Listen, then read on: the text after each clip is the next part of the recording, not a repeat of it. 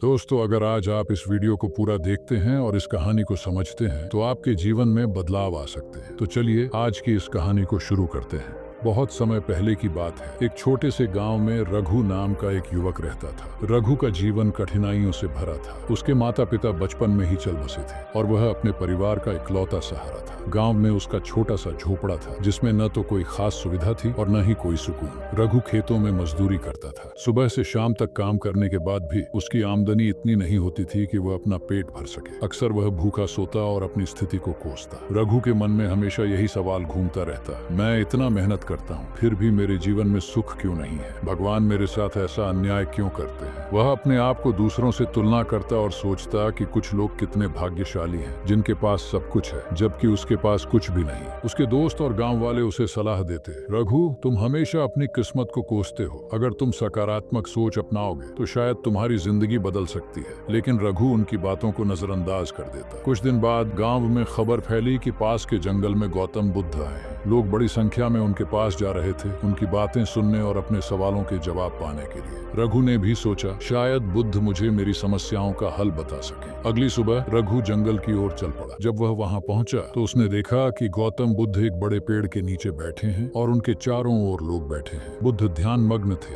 लेकिन उनकी उपस्थिति में एक अद्भुत शांति थी। रघु ने बुद्ध के पास जाकर अपनी कहानी सुनाई। उसने कहा, गुरुदेव मेरा जीवन बहुत कठिन है। मैं दिन रात मेहनत करता हूँ फिर भी मुझे कुछ नहीं मिलता। मेरी किस्मत इतनी खराब है कि मैं हर दिन भूखा सोने को मजबूर हूँ। कृपया मुझे बताइए कि मैं अपनी तकदीर को कैसे बदल सकता हूँ। बुद्ध ने मुस्कुराते हुए कहा, रघु क्या तुमने कभी यह सोचा है कि तुम्हारी समस्याओं की जड़ क्या है? रघु ने जवाब दिया, गुरुदेव मेरी समस्याओं की जड़ मेरी गरीबी है। अगर मैं अमीर होता तो मेरे जीवन में कोई समस्या नहीं होती। बुद्ध ने सिर हिलाया और कहा, नहीं रघु, तुम्हारी समस्याओं की जड़ गरीबी नहीं बल्कि तुम्हारा दृष्टिकोण है। बुद्ध का पहला सवाल। बुद्ध ने रघु से पूछा, क्या तुम अपनी मेहनत से संतुष्ट हो? रघु ने कहा, नहीं गुरुदेव, मैं मेहनत करता हूँ लेकिन मुझे उसका फल नहीं मिलता। बुद्ध ने उत्तर दिया, यह तुम्हारी सबसे बड़ी समस्या है। अगर तुम अपनी मेहनत का सम्मान नहीं करोगे और हमेशा दूसरों से तुलना करोगे तो कभी खुश नहीं रहोगे। बुद्ध ने रघु को एक कहानी से समझाया। एक बार की बात है, एक किसान ने अपने खेत में फसल बोई। वह दिन रात मेहनत करता और सोचता कि उसकी फसल सबसे अच्छी होगी। लेकिन जब फसल तैयार हुई तो उसने देखा कि पड़ोसी के खेत में फसल उससे ज्यादा अच्छी थी। किसान उदास हो गया और उसने सोचना शुरू किया कि उसकी मेहनत व्यर्थ गई। लेकिन कुछ दिनों बाद पड़ोसी के खेत में बाढ़ आ गई और उसकी पूरी फसल नष्ट हो गई। किसान की फसल बची रही। तब किसान को एहसास हुआ कि वह व्यर्थ ही अपनी मेहनत को कम आंक रहा था। अगर वह धैर्य रखता तो उसे पहले ही समझ आ जाता कि मेहनत का फल हमेशा समय पर मिलता है। रघु ने यह कहानी सुनी और गहराई से सोचा। उसने कहा, गुरुदेव तो क्या मैं अपनी स्थिति को धैर्य और मेहनत से बदल सकता हूँ? बुद्ध ने कहा, धैर्य ही सबसे बड़ा गुण है। जो व्यक्ति धैर्य रखता है और बिना किसी अपेक्षा के अपने कर्म करता है वही जीवन में सफलता पाता है। बुद्ध ने मुस्कुराते हुए कहा, गरीबी केवल धन की कमी नहीं है, असली गरीबी वह है जब व्यक्ति के पास ज्ञान और संतोष की कमी होती है। अगर तुम ज्ञान अर्जित करोगे और अपने पास जो कुछ भी है उसके लिए आभार प्रकट करोगे तो तुम असली संपत्ति पालोगे।